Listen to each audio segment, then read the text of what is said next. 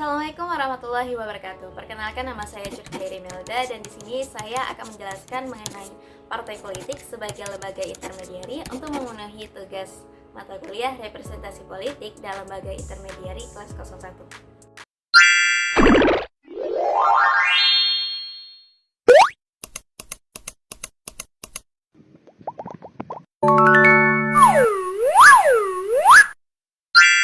Seperti yang kita tahu sebelum-sebelumnya, kalau misalnya partai politik ini adalah kelompok yang paling penting dalam demokrasi. Kenapa?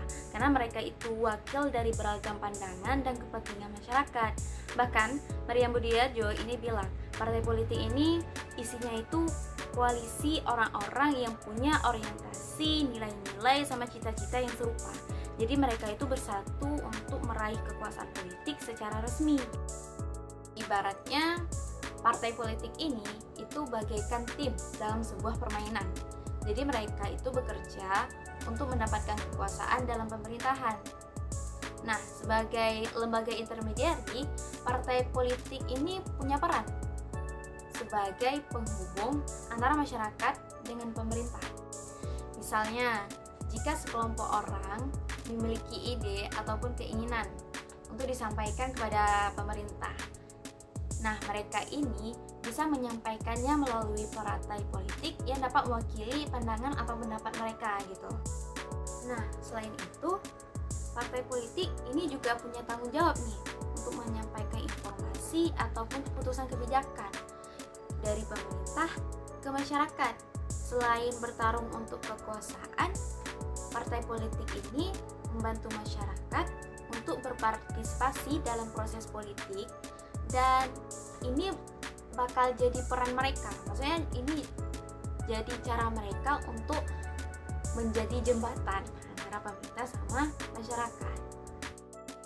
Tapi yang jadi pertanyaannya, apa benar partai politik sudah melakukan seia-ianya, sudah benar-benar menjadi lembaga intermediari, menjadi jembatan penghubung antara pemerintah sama masyarakat?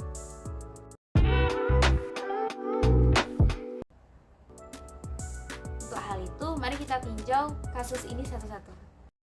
Partai politik ini memang memiliki peran penting dalam merumuskan dan memperjuangkan kebijakan yang mewakili kepentingan rakyat.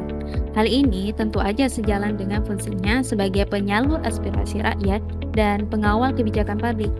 Namun, dalam praktiknya, nggak semua kebijakan yang ada saat ini itu luput dari usaha partai politik dalam mewakili kepentingan rakyat. Contohnya, pada kasus Senturi.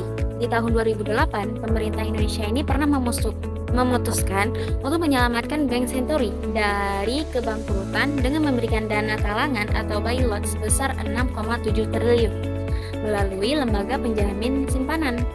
Keputusan ini itu diambil karena khawatir kebangkrutan bank tersebut akan berdampak buruk pada stabilitas sektor keuangan Indonesia. Sayangnya, kebijakan ini menjadi kontroversi karena muncul dugaan adanya korupsi, kolusi, dan nepotisme. Kasus ini tentu saja mencerminkan bahwa partai politik itu nggak benar-benar berfungsi sebagai penghubung antara masyarakat dan pemerintah. Melainkan, mereka itu lebih cenderung melayani kepentingan elit politik dan ekonomi tertentu. Skandal korupsi dan penggelapan dana yang lebih melibatkan politisi dan konglomerat dalam kasus tersebut mengindikasikan bahwa kebijakan penyelamatan Bank Senturi itu dipengaruhi oleh kepentingan pribadi dan kelompok. Nggak hanya itu, di kasus UU Cipta Kerja itu juga sering dianggap lebih menguntungkan elit politik dan pelaku usaha besar daripada kepentingan masyarakat luas. UU Cipta Kerja ini itu merugikan hak-hak buruh dan merusak lingkungan, serta pembahasannya itu dibahas dengan minimnya partisipasi publik yang bermakna. Proses pembahasan yang kurang transparan dan tergesa-gesa serta pengabaian protes dan kritik luas dari berbagai elemen masyarakat itu memperlihatkan kalau misalnya partai politik ini lebih cenderung melayani kepentingan elit politik dan ekonomi daripada memperjuangkan rakyat. Hal ini membuktikan bahwa partai politik ini lebih berfokus pada kepentingan jangka pendek dan hubungan dengan investor dan pelaku usaha besar daripada berfungsi sebagai perwakilan sejati dari kepentingan